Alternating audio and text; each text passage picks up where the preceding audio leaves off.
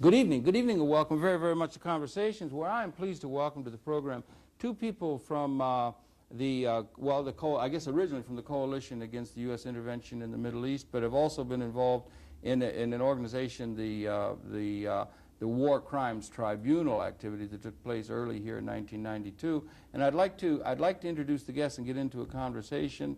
We're going to show some footage. And if I may, on my far left is Joyce Chidiek, who's with the organization, has been for some time, and has brought us some video footage that we're going to include in the program tonight. And welcome very, very much, Joyce, to the program. And on my immediate left is Tony Murphy, who's also with the organization. And Tony, welcome very, very much. I wonder, maybe, Tony, you could kick it off if you could. Maybe you could share with the general audience who might be viewing, the coalition. I guess a lot of this activity grew out of that, if I'm not mistaken. And B, this War Crimes Tribunal activity, well, the Board of Inquiry that had been going on. But just share with us in a general sense who's been involved, and and talk in a general sense about the activities of the office on 12th Street there, where you people have sort of centered.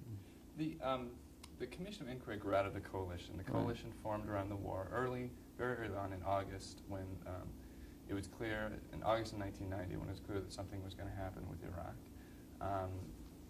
And it was clear that the United States were preparing for something much bigger than the defensive maneuvers they were saying were happening. And Ramsey Clark was involved with the coalition, and after, in February, he took a trip to Iraq.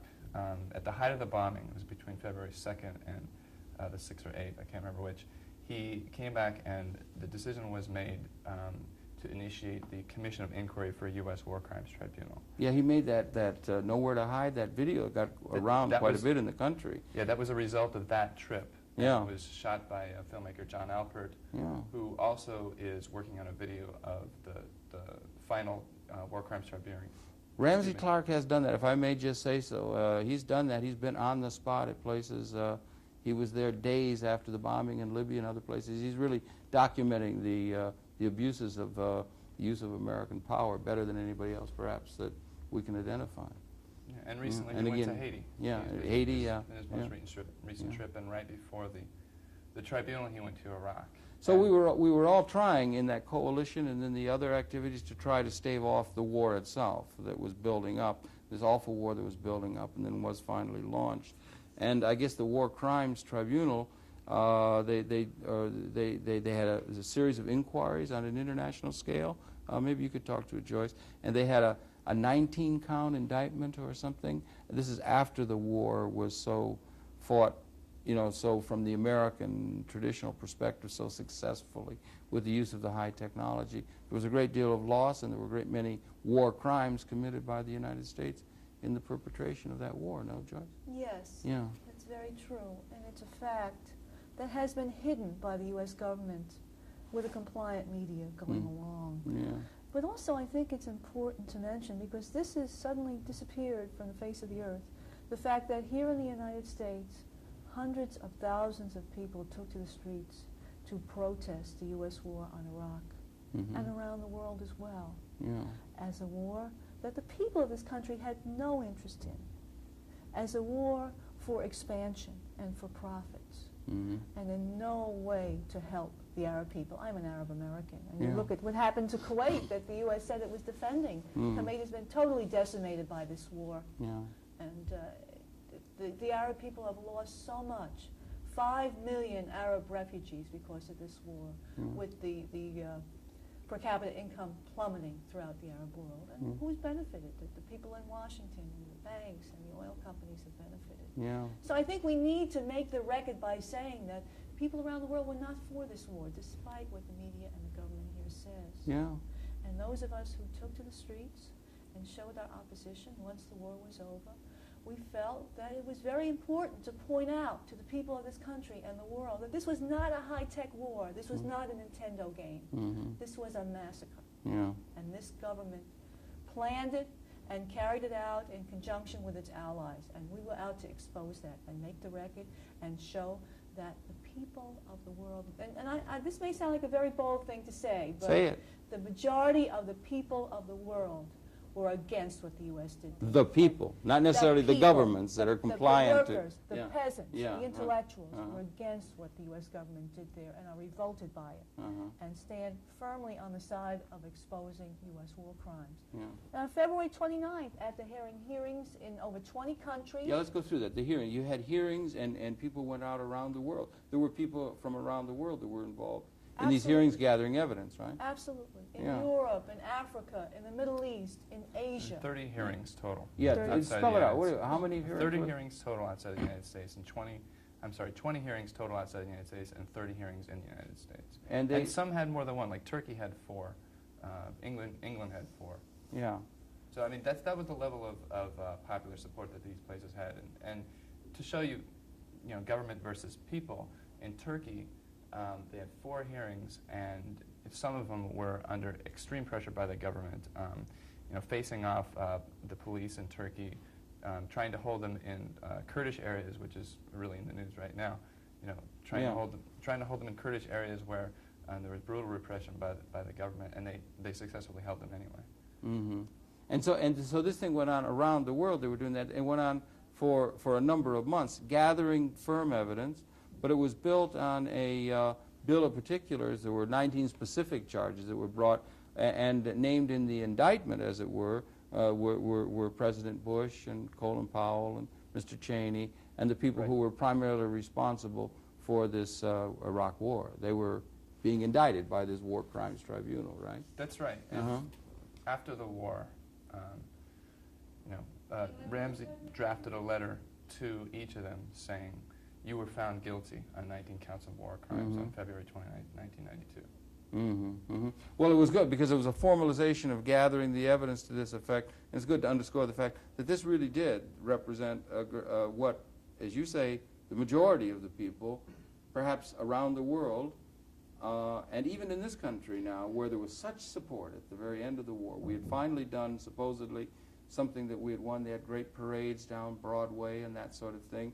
High general ratings for this war effort. Mr. Bush would even now say, and most of the mainline political leaders in this country would say, it was well perpetrated. The war was a great success for this country. But at a lower level, even in this country, at the people level, more and more people are beginning to really wonder about that and question it. Don't you think, Joyce? You've been saying that even in this country. Well, what did the war bring to this country? Did it bring anyone more jobs? Less jobs. Has it brought the people who fought, even the people who fought, who were not responsible for the policies taken in Iraq, but the people who fought there, has it brought them more education, a higher level of comfort, more schools for their children, better housing? In fact, the economy has plummeted because of this war here. Well, it may have plummeted anyway. For working people. Yeah.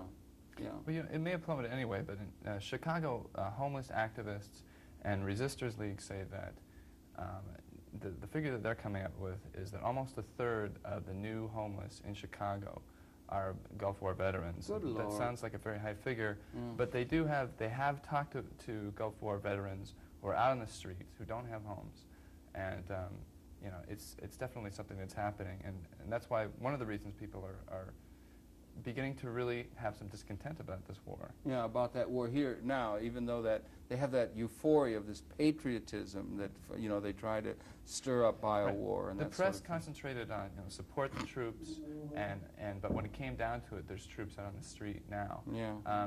As far as internationally, Joyce mentioned earlier that the United States planned this war, and I think that's a hard thing for people to accept. But it's actually around the world, and especially in the Middle East, it's a view that it's not uncommon because they get the face of the United States intervention from a very different level. They don't have the kind of press that we do that's hiding it. But it leaks out here. In the New Yorker, Milton Bjorst reported that in Kuwait, it's becoming standard dinner table conversation to discuss the fact that why did Kuwait provoke Iraq to the extent that it did, unless it had some larger power behind it.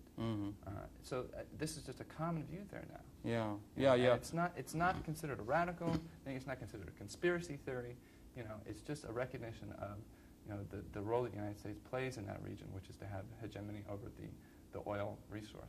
Yeah, well, in the Defense Department just put forth a thing recently, a study about how the United States is going to become the one superpower, and we're going to make sure that no one else is going to be able to have any of the ability to extend power, as it were, as they say. With the downfall of the Soviet Union, supposedly, it leaves us a unipolar world. And to some people's way of thinking, that's just fine. We're the policemen of the world, and the world is in good hands as long as we can jump in and keep the order everywhere. Well, that's a great example, because that article, they mentioned, they were talking about different spots of the world, and under the Middle East region, they said this was, the war in Iraq showed that it was important to challenge any, threat to our hegemony. They didn't mention anything about restoring Kuwait to sovereignty. Yeah. So that just shows you, where the war was. Yeah, right. Well, we're going to talk now about, we want to talk more about that and some of the other issues, Middle East, and with things that are emerging out of it. But Joyce, you brought in some footage, and again, we ought to call attention to the people in the audience that there was. We're taping now in just April 1st, actually, 1991. But on February 29th, here in New York City, this activity that had been taking place around the world culminated in a meeting at Martin Luther King Jr. High School here in New York City. I was there, many other people were. Overflow crowds. It was an incredible gathering of people, and you brought some footage in that we're gonna be able to show some pieces of, right? Right. The almost a year of activity of collecting data from around the world culminated in a meeting attended by 1,500. There were representatives of 33 countries there, and people came from 20 U.S. states. And the data was presented before a panel of 22 judges from around the world, and the U.S. government and various individuals in the government were found guilty on 19 charges of very specific international war crimes. Okay, well, we have a couple of clips that we have from the film footage that was shot at that, so we have the first. So why don't we, in the studio, if we could set up that first clip, and we'll run a good lengthy portion of that to give people a feel for some of the things that were said, the audience and so forth. We'll come back, talk some more, and then we have another second clip down the line. But if we could, in the studio, set up that first clip of the War Crimes Tribunal meeting that was held again. I'll just remind you, February 29, 1992, in New York City in the Martin Luther King Jr. High School here in New York City. So we'll set up that first tape and run that, and then we'll be coming back soon. We're talking with Joyce Chidiek and Tony Murphy from the group that have helped put all of this together. So set it up and run that tape now then, please. Thank you.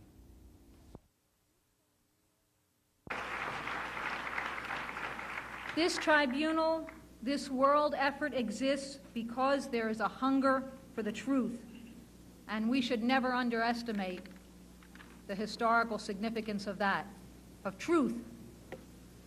There's a searing image of this war, the huge earth-moving equipment, the giant plows mounted on tanks that literally covered the trenches and buried alive the Iraqi troops, unable to escape, unable to fight. And that's what George Bush did on a world scale. He literally bulldozed, covered over every institution. He was unrelenting, and it didn't end when the bombing ended. For 4 months, there were yellow ribbon parade extravaganzas that whipped up racism, chauvinism, and that applauded militarism. It was an attempt to bury the opposition.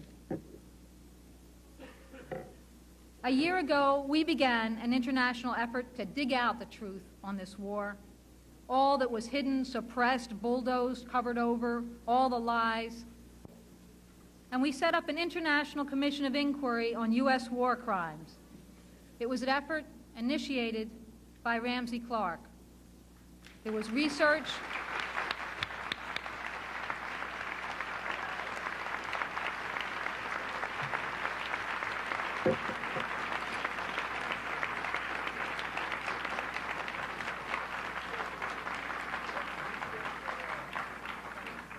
There was research and reports gathered from all over the world. And we began a series of public hearings to bring out the evidence. And this stage really grew beyond our expectations. 27 countries took part in this attack on one country, and there was a world response to the war. There were letters and faxes and calls from all over the world, and commissions of inquiry were established. There were public inquiries in 20 countries. There were hearings held in Malaysia, in the Philippines, in Japan, in Pakistan, in India, Turkey, Egypt, Jordan, in the Scandinavian countries, in other European countries from Spain to Britain to Germany, hearings held in Canada and in 30 cities across the United States. It was an incredible international effort. And while there was almost total and complete press censorship here in the United States, it was front-page coverage in many, many countries all around the world. Each group gathered eyewitness testimony and evidence. There were medical teams, experts in international law, research groups. There was video evidence and photos. The transcripts fill file cabinets. We sent a fact-finding team to Iraq. It was really a political struggle for the truth, and it was fought in many languages, not only in English, in Urdu, in Hindi, in Japanese, in Arabic, in French, in Spanish, in Norwegian, in German, in Malay. The U.S. built an alliance of collaborators and traitors, and the world movement responded with an alliance for truth. The War Crimes Tribunal is a world gathering representing the sentiment of the majority of the world's people for peace and justice. It is historic in opposing the war makers right here at the source in the United States. It is also historic in that we are not meeting to judge and report events no longer relevant. The terroristic bombing of Iraq may be over, but the war against Iraq, the Palestinians, Lebanon, and all the oppressed people of the Middle East is not over. And this tribunal and all the commissions around the world represent a renewed opposition and hope to the world that the fight is re-emerging. What caused the U.S. invasion of the Middle East in August of 1990? What was the U.S. so afraid of? Why this war? After the fall of the Shah of Iran and 8 years of war between Iraq and Iran, Iraq was able to rebuild its economy and military, relying on its resources, foremost of which is its nationalized oil. Charting its course in foreign policy independent of foreign influence, Iraq emerged as a regional power that was increasingly challenging Israeli dominance in the region and Arab feudal regimes. The Palestinian Intifada at the time was entering its 4th year, shattering the myth of an Israeli benign occupation and giving birth to the declaration of the independent state of Palestine on November 15th of 1988. Both of these factors signaled the beginning of hope to the Arab masses that a new era is about to begin, an era that would be free of foreign dominance and colonial appointed and protected regimes. To carry out the work of the tribunal, the Commission of Inquiry has arranged that a panel of esteemed people from 5 continents will gather in New York for a final review of the evidence of these U.S. war crimes. These panelists are eminently qualified to judge the conduct of the United States and its allies. They are internationally known civil rights activists, legal workers, and freedom fighters. Some have served in the governments of their countries, others have served in prisons. Some have done both. They reflect a diversity of cultures, nationalities, and ideologies. We want now to applaud the panelists here and the millions who support the work of the tribunal. Thank you.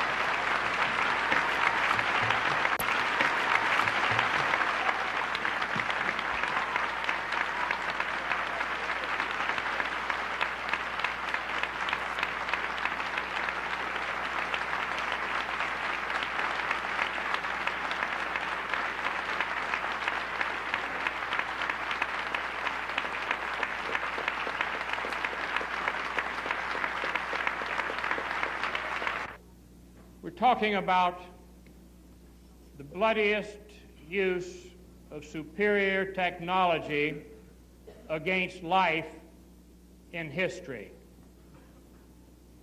The tribunal has received an enormous amount of evidence from all the facts and it's facts linked together that finally lead you toward truth. And we can only present a brief summary, but it's clear that there has been nothing like this in history, that it was not a war at all, that those who perpetrated the massacre understood that they had absolute power to kill with impunity, and they did. Let me describe briefly what happened. There were 114,000 separate aerial sorties in 42 days over the historic land between the rivers, Mesopotamia. That's one every 30 seconds throughout that period as an equivalent. 88,000 tons plus of bombs were dropped. That is the equivalent of 7 Hiroshima bombs spread across the whole country. Only 7% of the bombs that fell upon Iraq were guided. 93% were free-falling bombs that hit where chance, necessity, and no free will took them. The wind and the speed of the aircraft and the altitude, 45 to 50,000 feet high. There were 38 aircraft lost by the United States in this slaughter. That number is less than the number of accidental losses in war games where no live ammunition is even used. No enemy aircraft rose to meet them. We know that. And no enemy anti-aircraft could reach them. And those who were there at the time know that. 60% of the bombs were dropped on the civilian structures and people of the nation of Iraq. From the very beginning, the most remote parts of the country, they could have no conceivable connection to war in Kuwait or southern Iraq, were devastated with bombing. Yeah, that's really interesting. I mean, the people were there, and the feeling and the emotion is obvious from the things that are being said and from the people who were there. I know I was there myself, and I felt it. Couldn't get into the auditorium when I first arrived. Had to go up. There was overflow crowd into all the rooms of the school, you know, of the Martin King School. It was obviously a strong feeling. They're reflecting the sense of outrage by so many people that there had been so much civilian loss of life. The bombing of that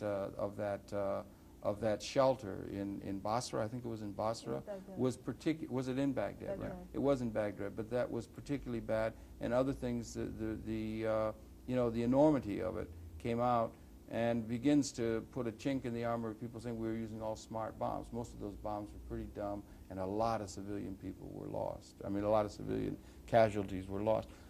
Maybe you could address yourself to some of the realities that is behind the outrages that are so obvious that was so obvious there at the tribunal. Well, I think that it's important to talk about the civilian deaths. Yes. The media and the administration give the impression that this is a war against military targets and buildings. But in fact, it was a calculated war against the population of Iraq. The UN has said that the civilian infrastructure of Iraq has been totally destroyed, and that Iraq has been bombed into a pre-industrial era. Yeah, right. Power stations, water supplies, or whatever were multiply bombed. In fact, there was a special bomb, that new technology that was put together by the U.S. For taking out power stations in civilian areas. The whole country, all the power stations were taken out. Now, what does this mean in terms of the civilian population? Iraq is one of the most urbanized countries in the third world. Most people live in cities. How do you survive in a city without power? Power is not only electricity free for your lights, it's a water supply and sanitation system. Sure. It's storage of food and storage of medicine. There is virtually no clean water available in Iraq for drinking, and that's been true since the war. Yeah. Sewage is pouring out all over the country. There's no way to control sewage. Think of New York City, think of Detroit without a sewage processing system. Exactly. That's the way Baghdad is Yeah. right now. At the end of the war, 40% of the city of Baghdad was under sewage. I'm talking about homes Yeah. and streets. Children have to go through the sewage to get to school. Let's talk about disease. Okay, the tremendous sicknesses that are arising. Yeah. Typhus and other diseases related just to Yeah. poor sanitation. And cholera, I think. Well, Yeah. and Cholera. children's Yeah. disease, kwashiorkor and Yeah. marasmus, where there's swelling of the head or swelling of the stomach, and it's just the disease is specifically from malnutrition. Yeah. And they had thousands and thousands. And of then they cases. keep supporting this Children. boycott where they don't even let medicine and foods to go in, so the people suffer even more, and That's- continually so. That's right? the other aspect Yeah. of it. The fact that there are no medicines in the country. There's no anesthesia in Iraq right now. Yeah. There's no basic insulin in the country, Yeah. except something that comes in on a very sporadic basis. And it really highlights the nature of the war, that it was against the civilians, because this war against civilians started on August 6th, actually on August 2nd, when the United States unilaterally froze Iraqi assets Yeah. and stopped all sales to Iraq of food. And then when the UN levied sanctions on August 6th, they stopped all food coming to the country, and Iraq was 70% dependent on food to feed its population. From outside sources. Yeah, Yeah. from outside sources. It can only feed its own population, 30% of its own population with farms. So that means that for months before the bombing started, Iraq was being starved, and babies were dying because they didn't have infant formula, they didn't have proper medical facilities, because the medicine was already being affected by the sanctions too. Yeah. So, and then when the bombing started, they hit grain silos, they hit farms, far from any kind of military installation or anything like that. They hit all the capability, the small, what capability they had to feed themselves, which they tried to really beef up when they knew sanctions were coming. They totally destroyed that too. So I mean, it was a clear attack on just the ability to feed themselves. The rationale that Mr. Bush would be is that we were the good guys in the white hats trying to force this bad guy, Mr. Saddam Hussein, who had gone into Kuwait, out of Kuwait, and that we were the Gary Cooper of the scene, and that we were doing a good thing. In point of fact, we were serving a message not only upon Iraq, but also, I think, perhaps directly or as an example, to other countries of the world who might think that they might possibly stand up That's right. to the United States, that we will jolly well come over in what seems to me like a neo-colonial kind of way, lower the boom, as they say, with our tremendous technological advantage. And this was a message that was being made clear, that we tended to walk with the big stick in this world, and we were jolly well ready to use it if necessary in order to get the compliance of the third world and lesser advantaged peoples of the world. Do you think that was part of the rationale behind this war, or not? I think it absolutely was part of it, but I think we need to talk about the racism involved in this attack. Oh, right. Well, that's the And third world. A lot of it is racist. I'm an yeah. Arab American. Yeah. My family comes from Lebanon. And the people of the Middle East and around the world are very, very angry at this truly genocidal policy against the people of Iraq, where somehow Arab and particularly Iraqi lives, the lives of women and children and men and everyone in Iraq doesn't have the same value as the value of America. Oh, absolutely, yeah. They dehumanize. This must be hit and exposed again and again, because there has been a systematic campaign with the U.S. government and the U.S. media against Arab people, Islamic people, the people of the Middle East, that goes back 2 decades now, to dehumanize them, and in truth, in preparation for something like this attack. Yeah, well, which is totally unjustified Yeah. by any standards of law, U.S. law as well as international law. Well, you guys are maybe too young to remember back into the McCarthy days and so forth, when the big scare were the communists and the Reds and so forth, and there was this great sense of scapegoating them in terms of being the evil force in the world.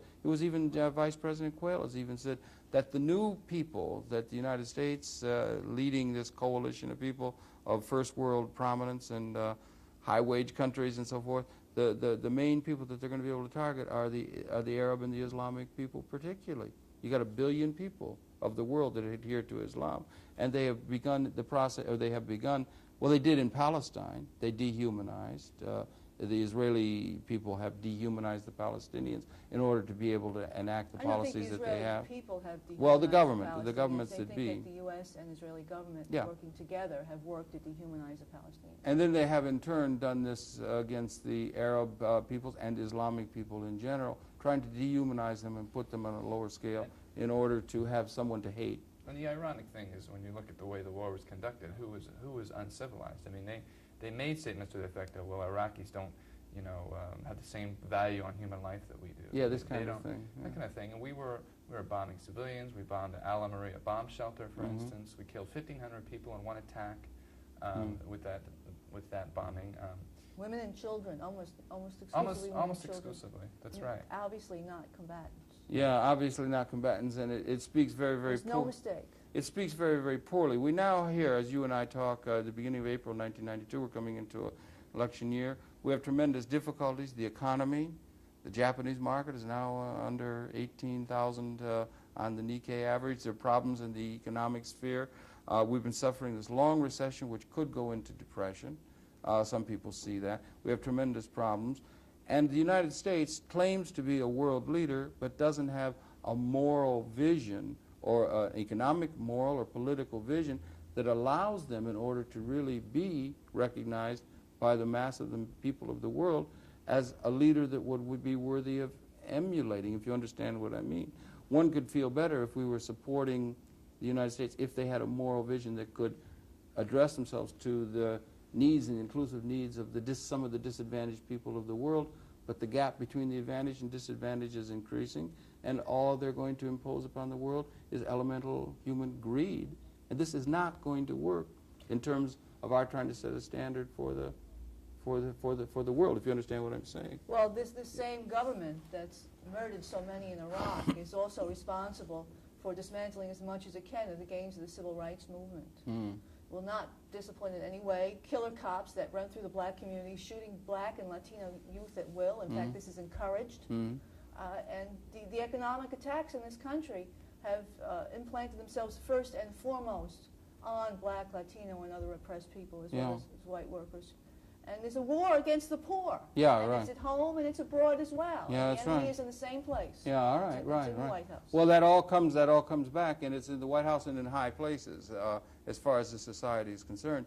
It's interesting that there have been some attempts of attack on that. I don't know whether the insurgency of a Jerry Brown talking in such vehement terms against the system as it is, but more and more, one thing that certainly has come out of this election year is disaffection among the American people of this system is running very deep and very wide, and it's something we ought to be aware of. And we'll talk a little bit more about it, but let's go to the second clip. We have another clip that'll go and bring some more of that dramatic things that were being said. We want people to know about this War Crimes Tribunal. It brings to focus an appropriate critique of the United States in terms of its foreign policy objectives and activities over the last few years in a way that nothing else has. It should be seen by more and more people. So we have another clip from the War Crimes Tribunal. Again, this is February 29, 1992, here in New York City, and was the culmination of the efforts of people around the world, many hundreds and thousands of people that were involved ultimately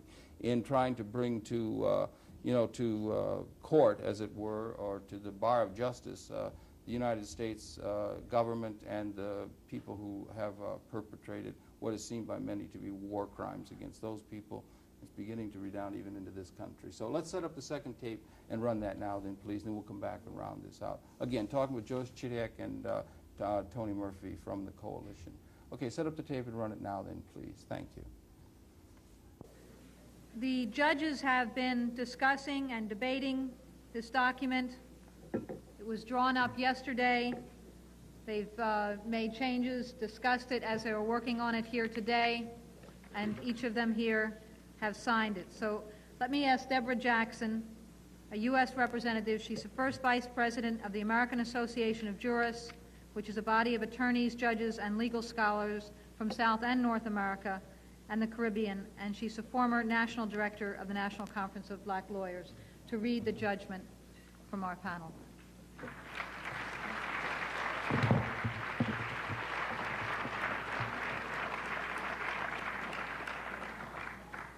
Thank you. I have been given the responsibility of presenting to you the final judgment of the International War Crimes Tribunal. But first, I want to express my appreciation for having had the opportunity to be a part of this extremely important effort, and to thank each of the members of the tribunal for their time and effort in bringing this effort about.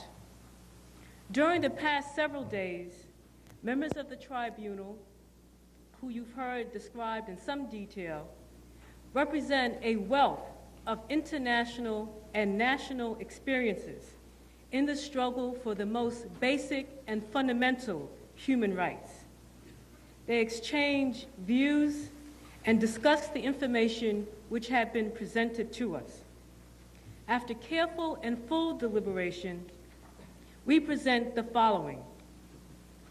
The members of the International War Crimes Tribunal, meeting in New York, having carefully considered the initial complaint of the Commission of Inquiry dated May 6, 1991, against President George Bush, Vice President Dan Quayle, Secretary of Defense Richard Cheney, Chairman of the Joint Chiefs of Staff Colin Powell, and General Norman Schwarzkopf, Commander of the Allied forces in the Persian Gulf, charging them with 19 separate crimes against peace, war crimes, and crimes against humanity in violation of the Charter of the United Nations, the 1949 Geneva Conventions, the first protocol thereto, other international agreements, and customary international law.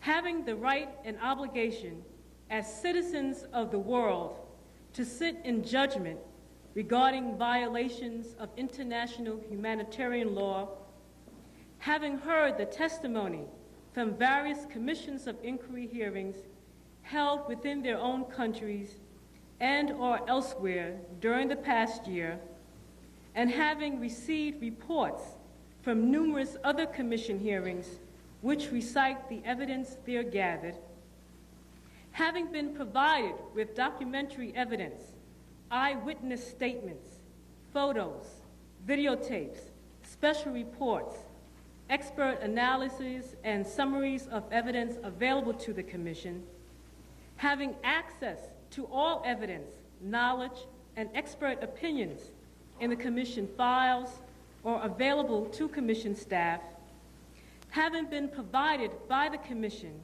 or otherwise obtained various books, articles, and other written materials on various aspects of events and conditions in the Persian Gulf and military and arms establishments, having considered newspaper coverage, magazine and periodical reports, special publications, TV, radio, and other media coverage, and public statements by the accused, other public officials, and other public materials, having heard the presentations of the Commission of Inquiry in public hearing on February 29, 1992, and the testimony and evidence there presented, and having met, considered, and deliberated with each other and with Commission staff, and having considered all the evidence that is relevant to the 19 charges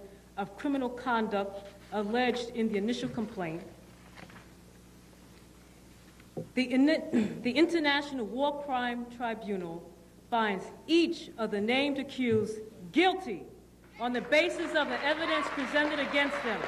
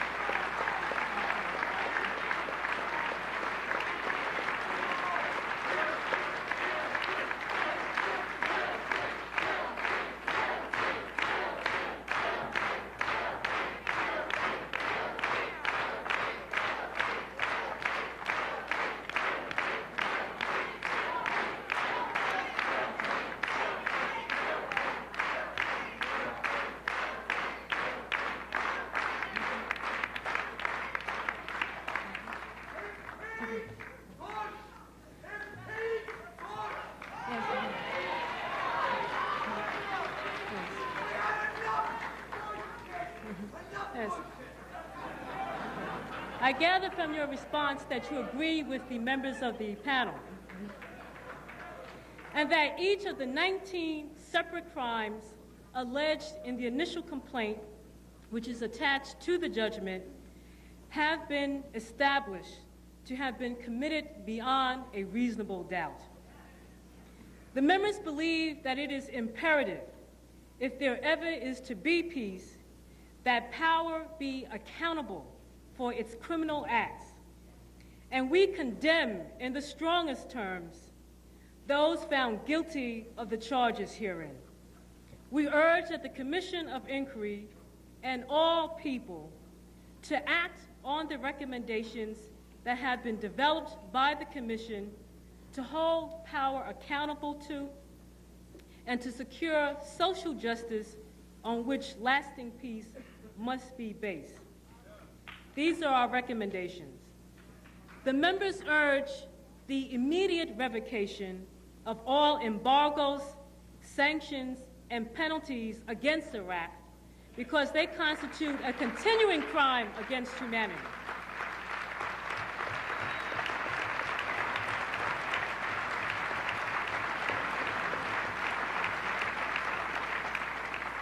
The members urge public action to prevent new aggressions by the United States threatened against Iraq, Libya, Cuba, Haiti, North Korea, Pakistan, and other countries, and the fullest condemnation of any threat or use of military technology against life, both civilian and military, as well as used by the United States against the people of Iraq.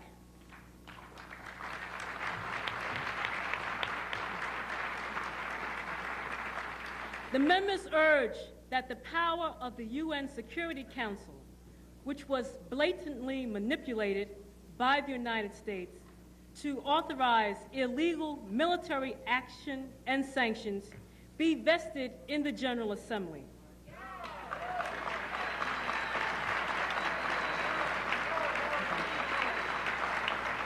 That all permanent members be removed and that the right of veto be eliminated as undemocratic and contrary to the basic principles of the UN Charter.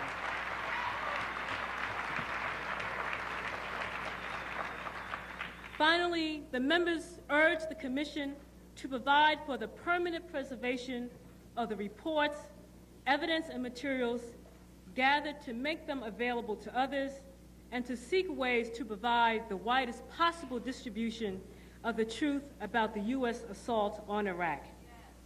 In accordance with the last paragraph of the initial complaint, designated scope of inquiry, the Commission has gathered substantial evidence of criminal acts by governments and individual officials in addition to those formally presented here. Formal charges have been drafted by some commissions of inquiry against other governments in addition to the United States. Those charges have not been acted on here. The Commission of Inquiry or any of its national components may choose to pursue such other charges at some future time. The members urge all involved to exert their utmost effort to present recurrences of violations by other governments that were not considered here. Done in New York, this 29th day of February, 1992. Thank you. Okay, those are some powerful and appropriate words, and it's good to see that this there's this coalition of this force. And, you know, one of the things that is amazing, this took place, and one of the things is that CNN wasn't there, none of the networks were there. It represented a deep current in this country, and yet there was no media coverage of this event, which really had people from all over this country and all over the world that was involved in it. There's a media blackout, virtually, by the established media, no? The news of our tribunal was censored out of the media. For months in advance. The office sent releases to all the major media and all the minor media. There was no doubt that everyone knew about it. Yeah. We phoned them and we phoned them, and they got tired of hearing us. Yes. And they did not come. This was an event of worldwide significance. Yeah. Not only that it took place, but that it took place in this country. Yes. whose government organized this whole anti-Arab and anti-Iraq attack. Mm-hmm. And the media decided it wasn't news. They say that there's democracy in this country. They say that there's freedom of the press. Totally censored out. Yeah. There is no freedom of the press for dissenting, progressive opinions in this country. Yeah, right, yeah. It was clear that they knew about it. I mean, the couple of days after the tribunal, we had a Palestinian man from Iraq who lost his family in Al Maria bomb shelter. He testified at the tribunal. He was there in our office. We got a call from Michael Gordon, who's the military writer at the New York Times, who said he was working on a book and he wanted to interview him for this book that he's working on. So I see Gordon's byline in the New York Times all the time, and he clearly knew about the tribunal to call and interview this man. So, you know, they can never say that they didn't know. And when I was in the room, he was, this man who lost his 4 children and his wife was explaining to this journalist that it was not a military shelter.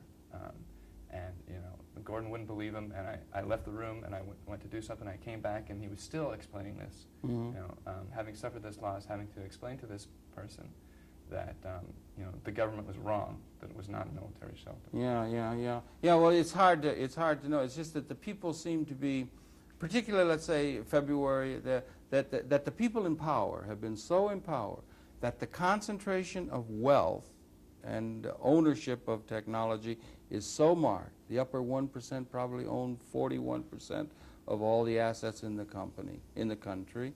There's a concentration of power and wealth and media influence, and people who run the media agencies are all very, very comfortable indeed in terms of material well-being and that sort of thing. They have a stake in thinking that the way things are, the status quo, the power relationships are appropriate, the way the world is organized at the moment. I don't know, that may have begun, for whatever we want to say, whether you agree with them or don't, there's been a shakeup in this country that is beginning to happen. Jerry Brown is coming on and sounding like, I said in a comment to a friend the other day about, from CBS, that he doesn't sound, in his attacks on the system and the corruptness of the system, at the core of the system, he sounds a little bit like Muammar Gaddafi's critique of this.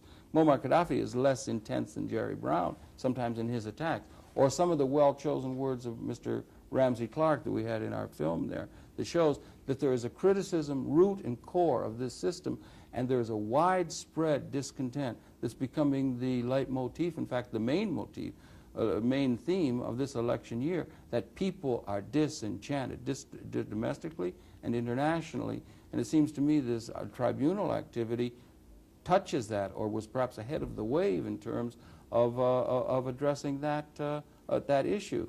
The main discontent is domestic policy and domestic economics, but we shouldn't let them get away, the established people get away, for the war crimes that they created and the brief period of support that they had from this quasi-patriotic spirit that swept through this country as they marched down Fifth Avenue. We shouldn't let them get away with that, because that was just as bad as domestic policy. There's another point that I think is important to make about the tribunal, and that's that as important as the legal aspects were in exposing the law, this was not a legalistic meeting alone. Mm-hmm. That we were able to reach around the world, and particularly in the countries, among the many of the 30 countries in the U.S. anti-Iraq alliance, those forces that were against the war. Mm-hmm. And in those countries as well, most of them, the true character of the war was not revealed in the media, and the people were against the war. Again, a small ruling elite. And through the tribunal work, we have networked with them. Mm-hmm. We have found the other forces around the world kind of as a beginning to answer this new period. Yeah, it's a beginning of a coalition. Who want to fight back. Yeah, right. And we have found their friends, and some of their friends were the judges, some of them were the judges, and the others were the ones who organized the tribunals around the world. Yeah.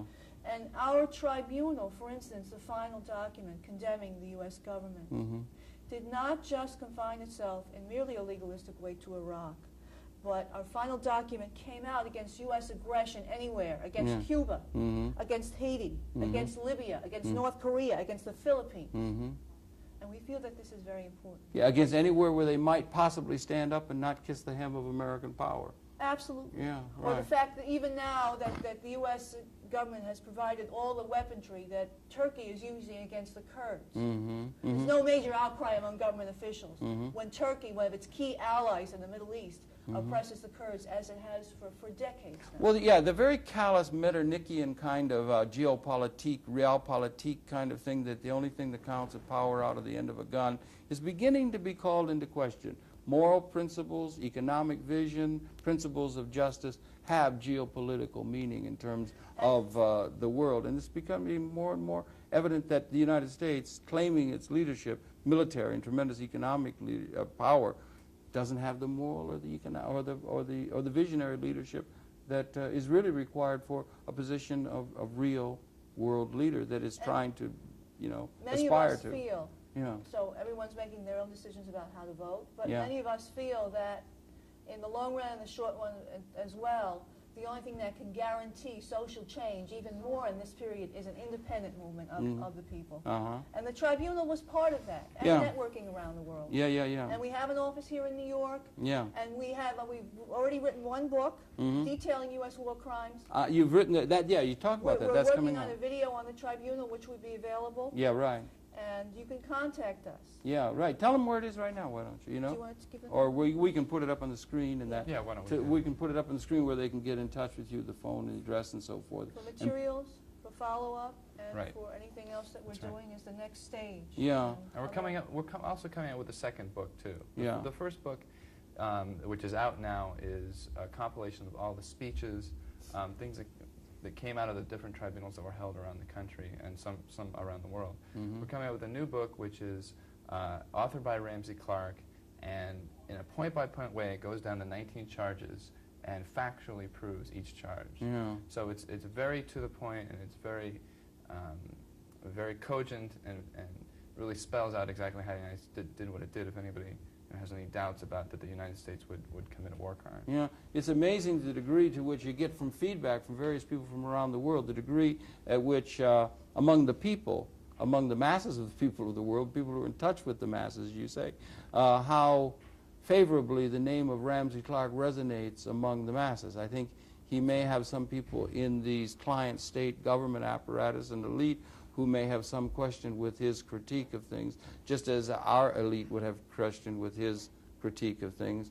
But critiquing that system is coming more and more fashionable as the economy goes sour and as things go sour here. And it may be that you've been doing a hard struggle against a cynical world that has just tried to ignore what you're doing, but that is leading toward the qualitative changes that is really appropriate as we begin to look ahead, if we're going to find our way through to an elementally just world, which is a world that we need if we're going to stave off some ultimate kind of ridiculous holocaust of just might makes right and law of the jungle kind of destruction of civilization as has been built up. We really need a major transformation. It seems to me, if I may say so, the stirrings of that are beginning to be felt perhaps in the spring of 1992. It's still a long road to go, but you guys have been on the front edge and the leading edge of doing that during difficult times. I congratulate you. Thank you, and it doesn't stop. Yeah, no, not at all. The U.S. has turned its guns towards Libya. Yeah. Well, Libya Same now. trumped-up way, Yeah. because Libya has supported national liberation struggles around the world. Mhm. And then the And U.S. Libya, I'm sorry, and Libya funneled food to Iraq. I Mm. mean, they sent humanitarian supplies over to them in violation of the sanctions. Trying to do as much as they can toward trying to help the people who are being oppressed, and still the powerful are still calling the oppressor the victims, the oppressors, and still using terms like terrorists and this sort of thing. We have to decode the language, and we have to do that. And I would only hope in this spring of '92 that that shake-up of the American consciousness and the world consciousness and conscience, perhaps, is maybe beginning to happen, and they're questioning basic fundamental principles, and some of these fat cat incumbent people who've been responsible for some of these policy assumptions might well be shaken to the core of their their cynical selves and to the institutions that they've been heading up. And the coalition and the War Crimes Tribunal is something that one and all should be well aware of, and I can again congratulate you very much. And everyone over there have been working very hard against great odds, and congratulations on having pulled it off. And thank you very, very much for that and for coming in and talking with us tonight. Thank you. Can I give our number? Yes, sure, absolutely. We'll put it Give up. us a ring if Yeah. you want to know what's happening, if you want more information on U.S. war crimes in the Gulf and elsewhere. It's 254-5385. And the area code is 212? 212-254-5385. And there's an important activity coming out in support of the Palestinians on the 26th of April, because the U.S. government is really clamping down hard on them as well. Yeah, it's endless. And, it goes on, and its vigilance is the eternal price of liberty and that sort of thing, and it really has to be done. But try and take heart, I think. I think we can take heart that things the foundations may be beginning to crumble. Yeah, well, hopefully if we have more shows like this coming out on more TV, on things of this nature, I mean, the work that we're doing is really important because, like you mentioned, Ramsey Clark is really, you mentioned that, he'd make a great the elite Secretary don't of like State. him. You said the elite don't like him, and it's really true. It goes all the way to the establishment press that's been covering the war. Yeah. When Ramsey Clark went over and made his video of what was happening in Iraq, he had 2 networks interested in the footage. The anchors wanted to use the footage. It was the first footage they were getting from Iraq. And from the highest places of the news department, vice presidents killed the story, fired people who said that they wanted to run the piece. So it was clear that this came from the government. This is government-controlled media. Oh, yeah, it was censored. Yeah. So we need more shows like this. Oh, yeah, absolutely. Freeing up the media is absolutely one part of the whole thing. Let's just hope maybe it's beginning to shake, rattle, and roll a little bit into a more equitable and appropriate world. And if it is, the people at the coalition are very much to be lauded for their pioneering efforts in trying to move us all in that right direction. Happy to have been able to talk to you both. Thanks for coming in, Tony, and welcome. Thank you very, very much for coming in. And again, I would remind you in the audience, it's been your pleasure, the perceptions of Tony Murphy and Joyce Chidiek. Chidiek. And they're from the War Crimes Tribunal activity and of course, from the coalition against U.S. intervention in the Middle East as it started, but it also is the U.S. intervention in Latin America, U.S. intervention in Asia, U.S. intervention in other places, against U.S. intervention inappropriately that seems to be trying to be the want of this government, and calling attention to that. Congratulate you all on the work, and thank you very much for coming in. We're in Conversations. Invite you to tune in again next week. We'll be coming back then. That's it for this particular segment. Once again, thank you guys very, very much for coming in. All the best to the people on 12th Street. And we would say in the cable audience, good night. We'll see you next week.